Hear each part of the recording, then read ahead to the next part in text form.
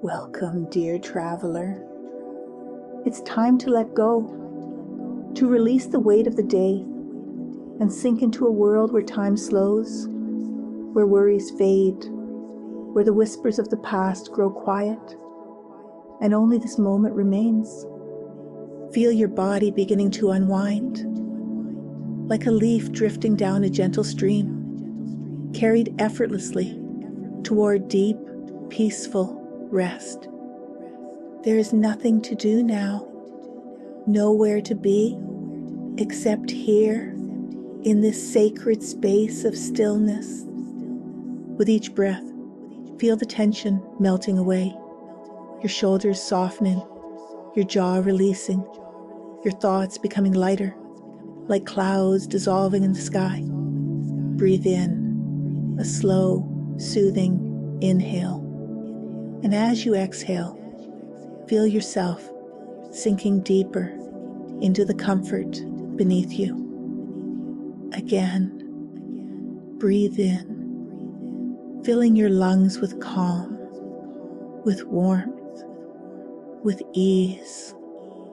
And as you exhale, let every muscle in your body relax completely, fully, effortlessly.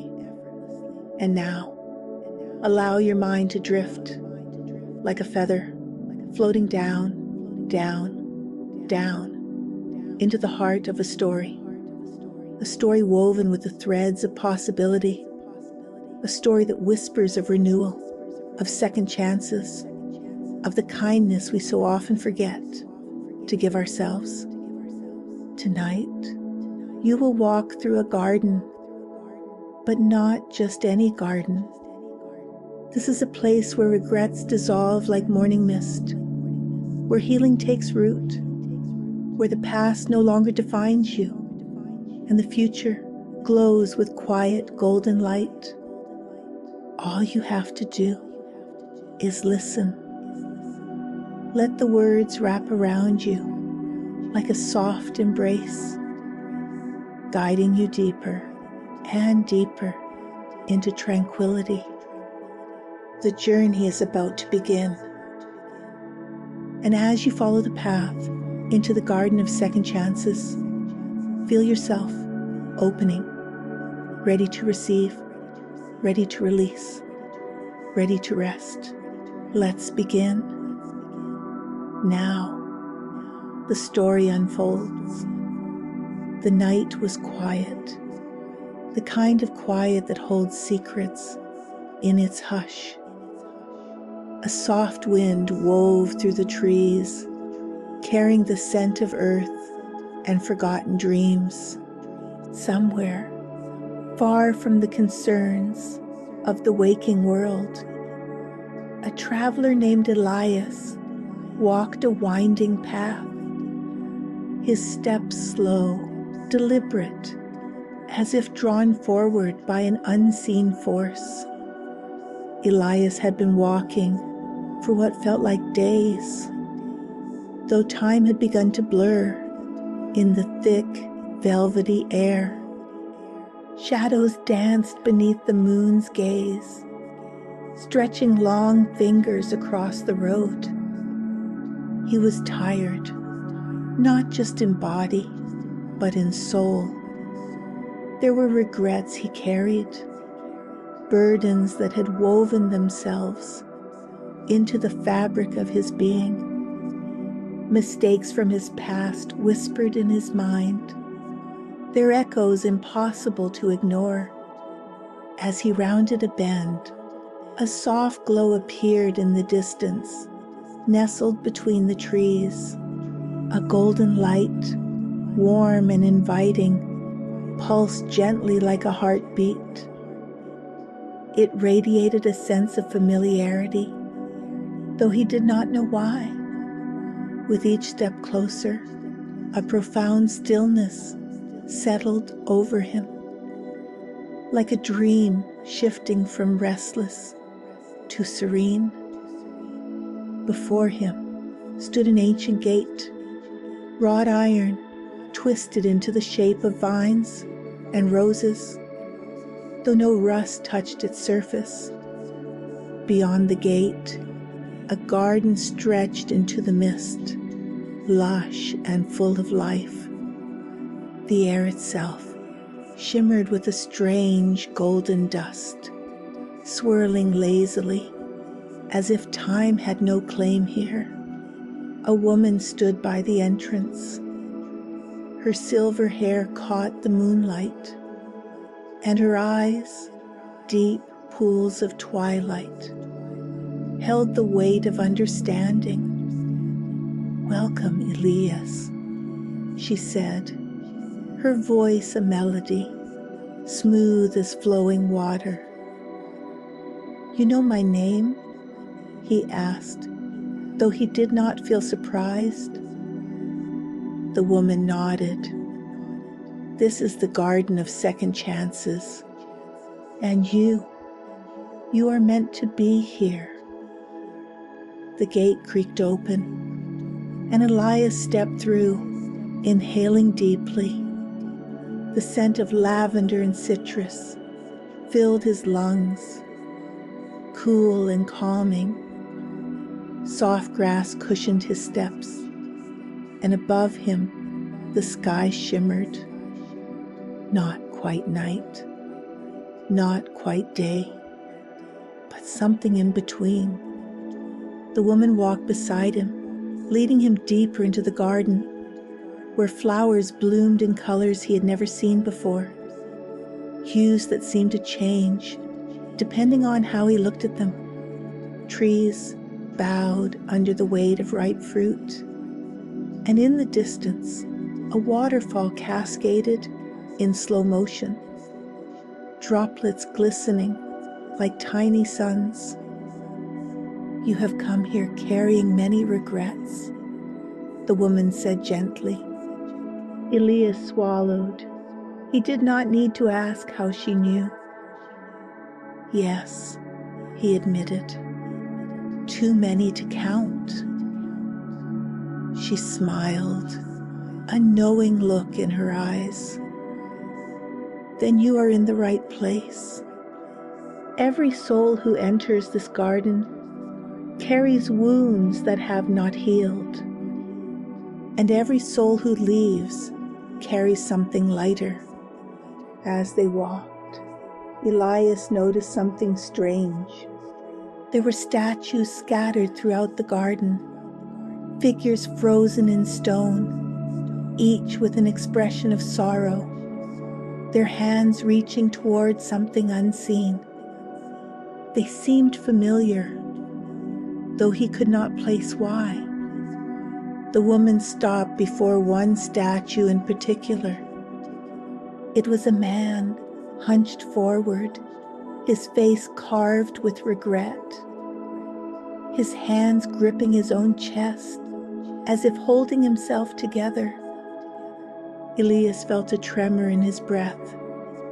He knew that posture.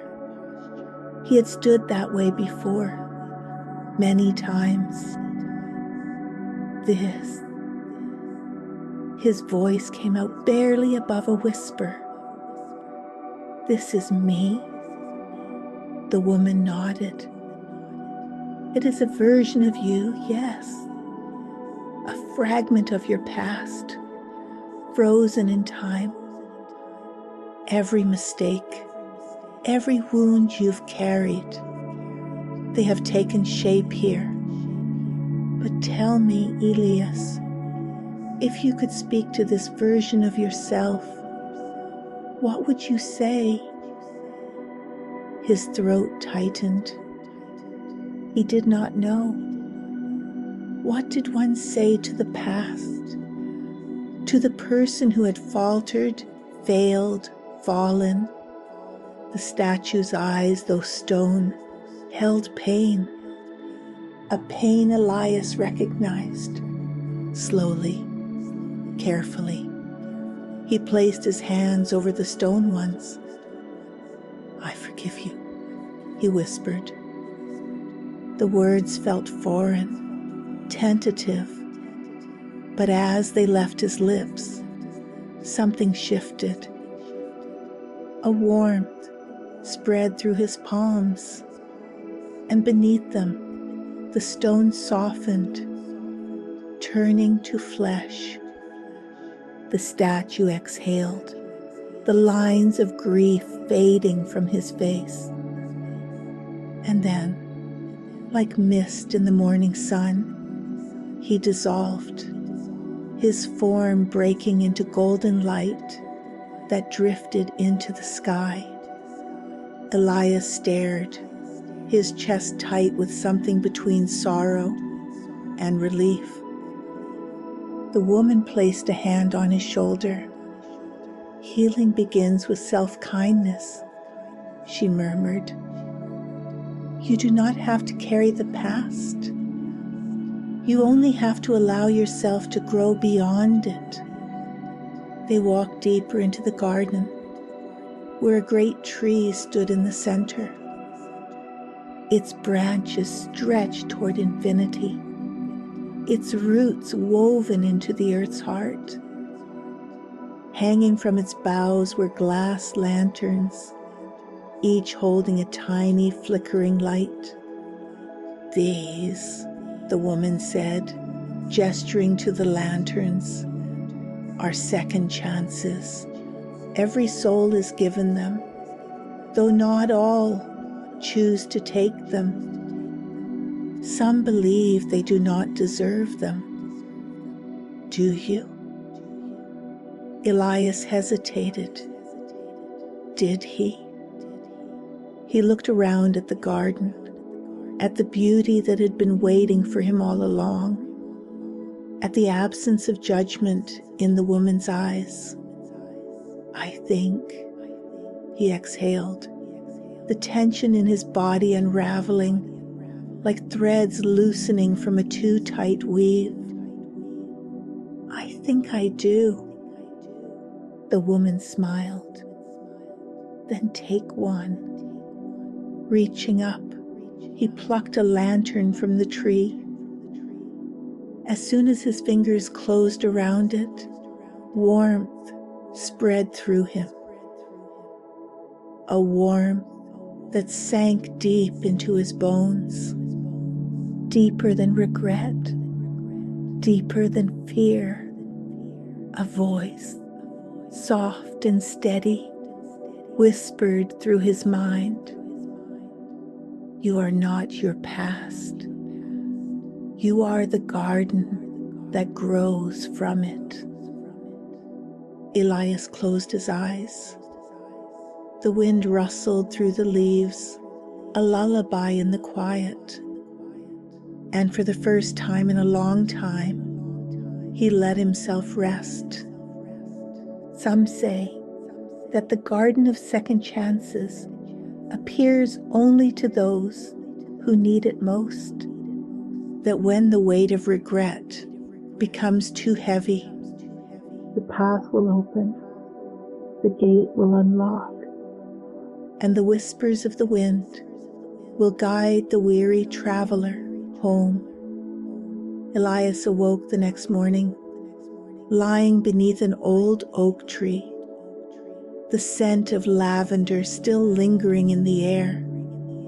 The garden was gone, but the light within him remained. And so he rose, walking forward into a world that had not changed, but one that suddenly, beautifully, felt full of possibility. As you drift into sleep, feel the warmth of your own second chance. The past is but a whisper, the future a vast and endless garden, and you are its keeper. And now, the garden fades into the distance. The golden light softens. The whispers of the trees grow quiet. Elias has walked his path, released his burdens, and stepped into the gentle embrace of renewal. And just as he has found his peace, So too, dear traveler, do you. There's nothing more to do, nothing more to think about, only the soft rhythm of your breath, the slow, steady beating of your heart, the feeling of safety, of warmth, of deep and complete rest. Breathe in and feel the quiet ease filling your body. Breathe out and let everything else slip away. That's it. Letting go completely. Now.